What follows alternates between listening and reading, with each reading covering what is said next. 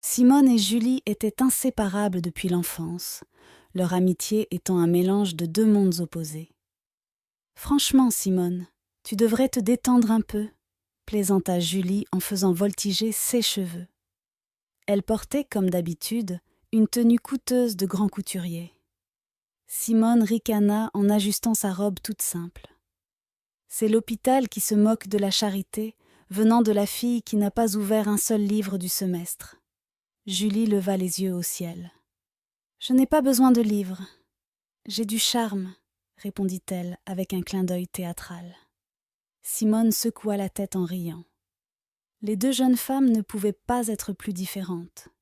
Julie menait une vie de luxe, grâce à son père fortuné, tandis que Simone venait d'un milieu modeste où le travail acharné et la persévérance étaient la norme.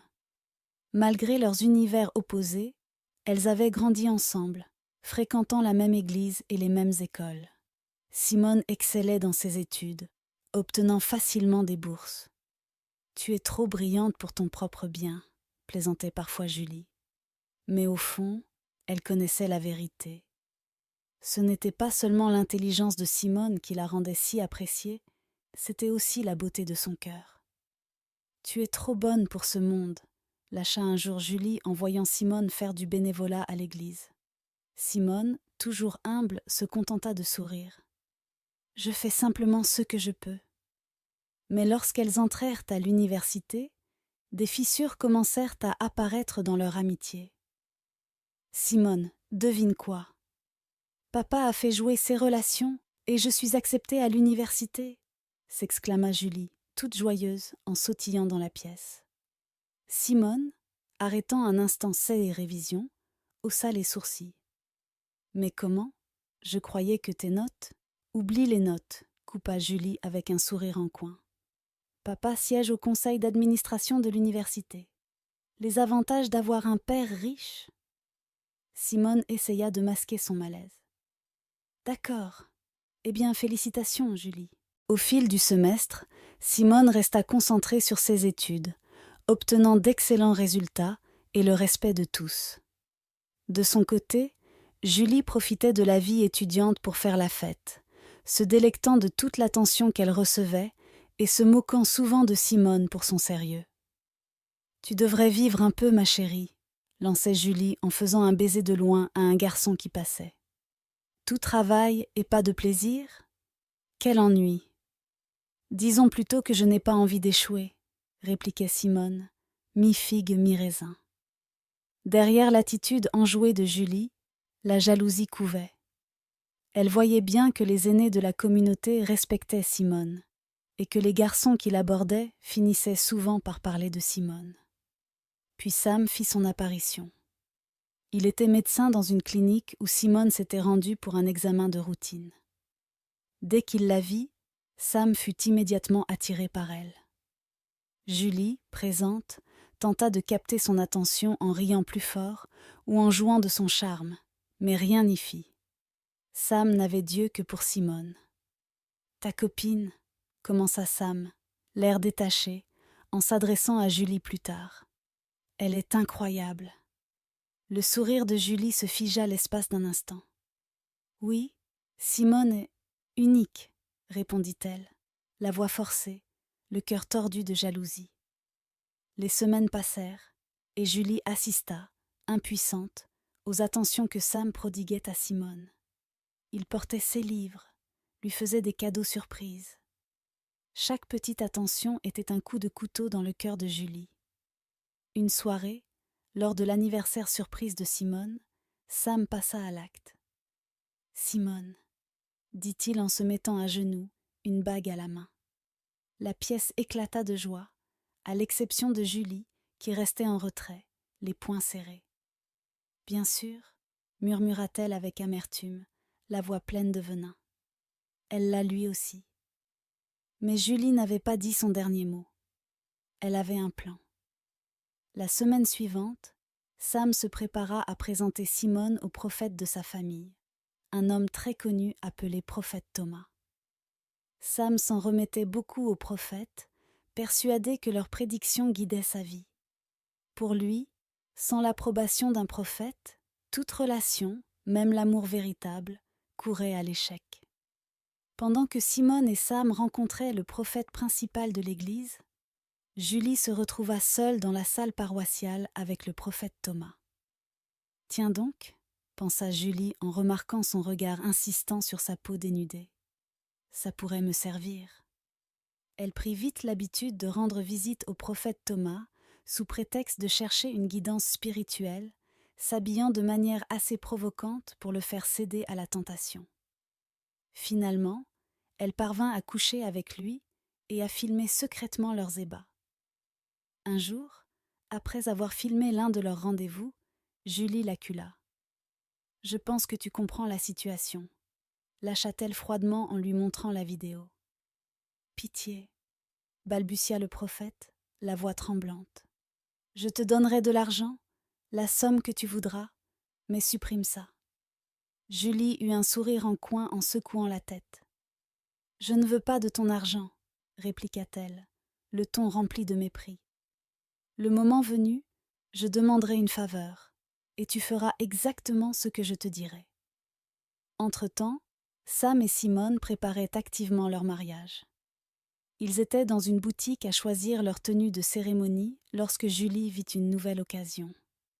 Pendant que Simone essayait des robes, Julie sortit discrètement et suivit Sam, qui discutait au téléphone avec sa mère.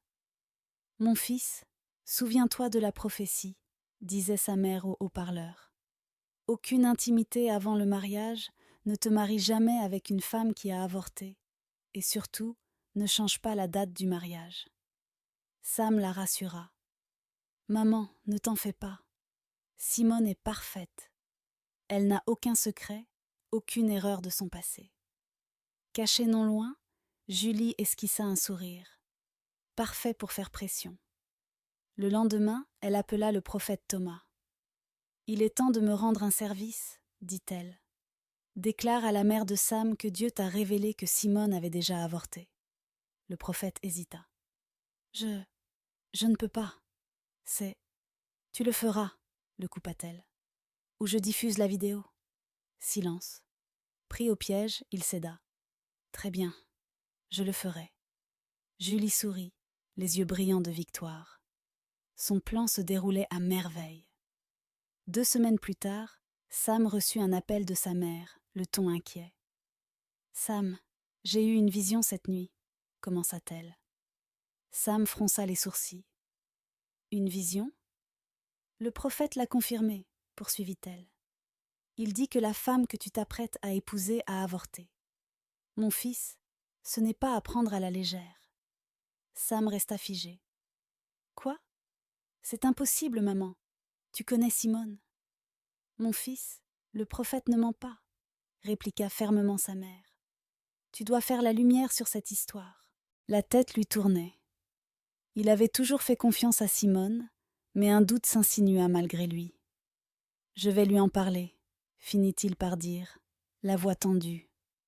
Le soir venu, Sam invita Simone chez lui et, comme souvent, Julie était dans les parages. Sentant la tension, Julie feignit de parcourir son téléphone du regard.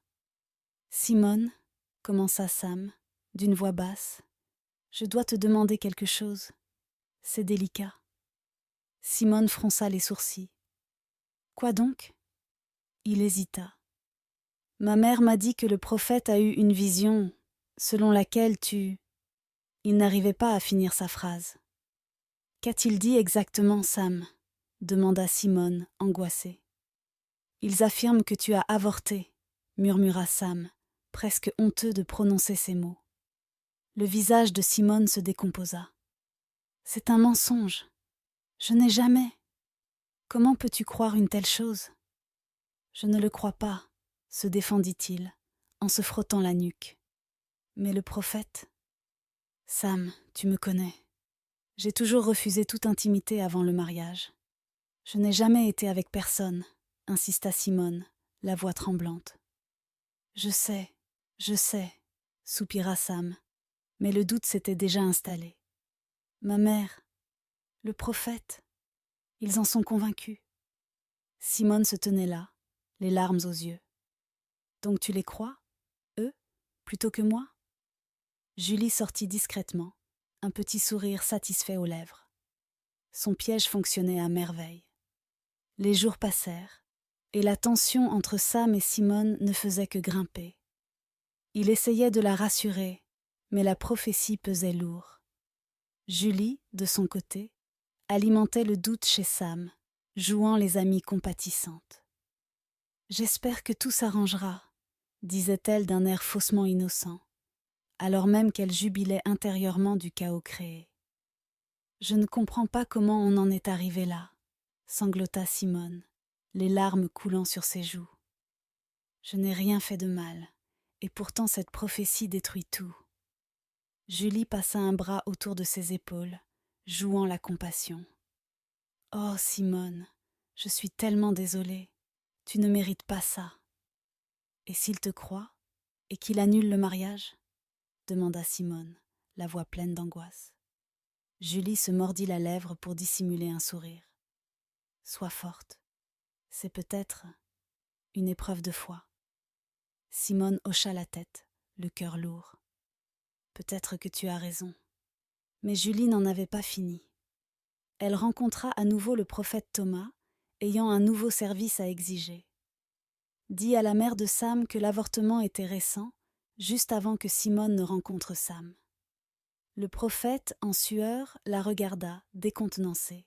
« Es-tu sûre ? Ça risque de tout détruire. »« C'est justement le but, » trancha Julie d'un ton menaçant. « Fais-le. » Le lendemain, la mère de Sam l'appela à nouveau, la voix paniquée. « Fiston, le prophète a reçu plus de détails.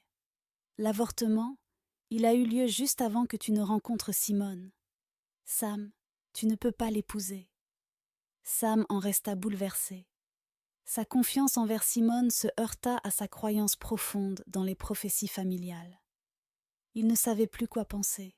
« J'ai besoin de temps, maman, » murmura-t-il. « Je te rappelle plus tard. » Ce soir-là, Sam affronta une nouvelle fois Simone. « Simone, dit-il, le visage crispé, le prophète prétend que l'avortement a eu lieu récemment, juste avant qu'on se connaisse. » Furieuse, Simone se défendit. « Sam, c'est absurde. Je t'ai toujours dit la vérité. Comment peux-tu laisser ces mensonges nous séparer ? » « J'essaie de comprendre, » grogna-t-il en faisant les 100 pas. « Mais le prophète ? » « Oublie le prophète, » s'emporta Simone, la voix pleine d'exaspération. « Ça nous concerne, toi et moi. Ne me fais-tu pas confiance ? » Le visage de Sam s'assombrit. « Je ne sais plus. » Le cœur de Simone se brisa. « Si tu ne me fais pas confiance, alors on n'a plus rien à faire ensemble. » Elle attrapa son sac, les larmes dévalant ses joues, et quitta la pièce en trombe. Resté seul, Sam s'effondra sur le canapé, le visage enfoui dans ses mains. Après la rupture douloureuse avec Simone, Sam se sentit perdu, incertain de ce que l'avenir lui réservait. Il ne parvenait pas à se libérer des paroles du prophète, qui le hantaient depuis le début. « Une fois ta date de mariage fixée, Sam, si ce mariage n'a pas lieu, tu risques de ne jamais te marier. » Sam avait toujours cru en ces prophéties, et l'idée de perdre à jamais la chance de se marier le terrifiait. Malgré son amour pour Simone, il s'accrochait à cette crainte. C'est là que Julie intervint. Elle se mit à rendre visite à Sam régulièrement, sous prétexte de le soutenir. Elle écoutait sa peine, lui offrait des mots réconfortants, et bientôt Sam se mit à compter davantage sur elle qu'il ne l'aurait cru. Ce qui n'était au départ qu'une amitié se mua lentement en quelque chose de plus profond. Julie tissant sa toile pour s'infiltrer dans la vie de Sam, occupant l'espace laissé par Simone. Peu après, la mère de Sam s'entretint sérieusement avec lui. « Sam, tu sais ce qu'a dit le prophète. Tu ne dois pas laisser passer ta chance. Le mariage avec Simone n'a pas abouti, mais tu ne dois pas abandonner. Tu dois trouver quelqu'un d'autre, et vite. » « Je sais, maman, » répondit Sam, en pensant malgré lui à Simone, la femme qu'il aimait toujours. Sa mère insista. « Je m'inquiète pour toi. Les paroles du prophète ne sont pas à prendre à la légère. Le temps presse, et tu dois avancer avant qu'il ne soit trop tard. Un jour, alors qu'il se confiait à Julie au sujet de la prophétie et de son dilemme, celle-ci vit l'occasion rêvée. Le lendemain, elle organisa une rencontre secrète avec le prophète Thomas. « Prophète, j'ai encore besoin d'une faveur, déclara-t-elle d'un ton calme. Le prophète soupira, visiblement à bout. Je pensais que la dernière fois serait la fin. Sans prêter attention à sa lassitude, Julie continua. Dis à Sam et à sa mère que la femme destinée à devenir son épouse est déjà près de lui, qu'elle est toujours restée à ses côtés. Le prophète Thomas fronça les sourcils, secouant la tête. Ça va trop loin. Il risque de douter de moi. Le regard de Julie se fit plus dur. Ils te font une confiance aveugle. C'est tout ce qui compte. Après un moment de tension, le prophète hocha la tête, résigné. J'annoncerai ce message. Quelques jours plus tard, Sam et sa mère se rendirent à nouveau chez le prophète pour savoir quoi faire ensuite. Mon fils, déclara le prophète Thomas, j'ai prié et le Seigneur m'a révélé un point crucial. La femme qui t'est destinée est déjà proche de toi. Elle a toujours été à tes côtés. La mère de Sam, qui attendait un signe, se redressa aussitôt. Tu entends, Sam ? Elle est déjà près de toi. Sam, encore bouleversé par la perte de Simone, avait l'air perplexe. Mais de qui s'agit-il, prophète ? Qui est cette femme ? Le prophète Thomas se contenta de sourire. Avec le temps, tu comprendras. Les semaines suivantes, la mère de Sam ne cessa de revenir sur la prophétie. C'est Julie, j'en suis sûre, disait-elle un soir. Elle a toujours été là pour toi. C'est forcément elle dont parlait le prophète. Sam résistait à cette idée. Son cœur appartenait encore à Simone. Mais la pression de sa mère et sa foi dans la prophétie commencèrent à l'ébranler. Pendant ce temps, Julie jouait parfaitement son rôle, toujours disponible quand Sam avait besoin de parler, se rendant omniprésente, comme l'avait prédit le prophète. Peu à peu, Sam se mit à envisager la possibilité que sa mère ait raison, que Julie soit effectivement celle qu'il devait épouser. La prophétie ne s'était jamais trompée, et il ne pouvait pas se permettre de laisser passer sa chance. Après quelques mois de doute et d'insistance maternelle, Sam céda finalement. Un soir, alors qu'ils étaient réunis chez sa mère, il se tourna vers Julie. « Peut-être que c'est le destin, » admit-il à voix basse. « Peut-être devrions-nous nous marier. » Un léger sourire étira les lèvres de Julie, bien qu'elle s'efforçât de garder un air posé. « J'ai toujours cru que tout arrivait pour une raison, Sam, » répondit-elle doucement. « Je serai à tes côtés, quoi qu'il arrive. » Les fiançailles furent donc annoncées. Sam éprouvait encore des sentiments pour Simone, mais la prophétie, et sa foi en elle, scellaient son destin avec Julie. Lorsque Simone apprit les préparatifs de mariage entre Sam et Julie, elle n'en crut pas ses oreilles. Elle se précipita pour affronter Julie. « Comment as-tu pu ? Tu étais censée être ma meilleure amie, » hurla-t-elle.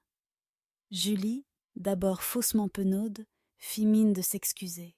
« Simone, je suis vraiment désolée. Tout est allé si vite, » bafouilla-t-elle d'une voix tremblotante, comme si elle était sur le point de fondre en larmes. Sam était tellement bouleversé, à cause de tout ce que tu lui cachais, ajouta-t-elle. J'ai essayé de le convaincre de te laisser une chance de t'expliquer, mais il a refusé. Et puis ça a dégénéré, et il m'a finalement demandé en mariage. Pourquoi avoir accepté ? S'indigna Simone. Julie, je sais que tu es derrière tout ça, et je te promets que la vérité éclatera au grand jour. Le masque de Julie tomba, laissant apparaître sa vraie nature. Pas la peine de jouer les innocentes, Simone. Reconnais-le. Cette fois, tu as perdu, lâcha-t-elle d'un ton glacial. De quoi parles-tu ? S'étonna Simone. Tu as toujours tout eu, Simone.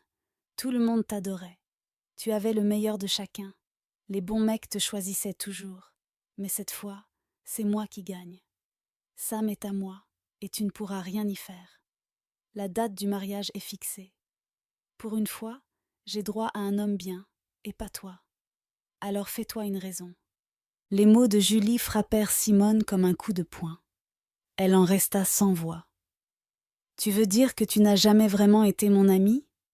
Que tu as toujours éprouvé cette jalousie et cette haine ?» cria Simone. « Ce n'est pas fini, Julie. La vérité finira par éclater, » lança-t-elle en sortant en trombe. Le soir même, Simone appela sa mère. « Maman, je suis à bout, » sanglota-t-elle. Sa mère l'écouta d'une voix douce. « Ma fille, quand tu arrives au bout du rouleau, tourne-toi vers Dieu. »« Maman, ne me parle pas de Dieu maintenant.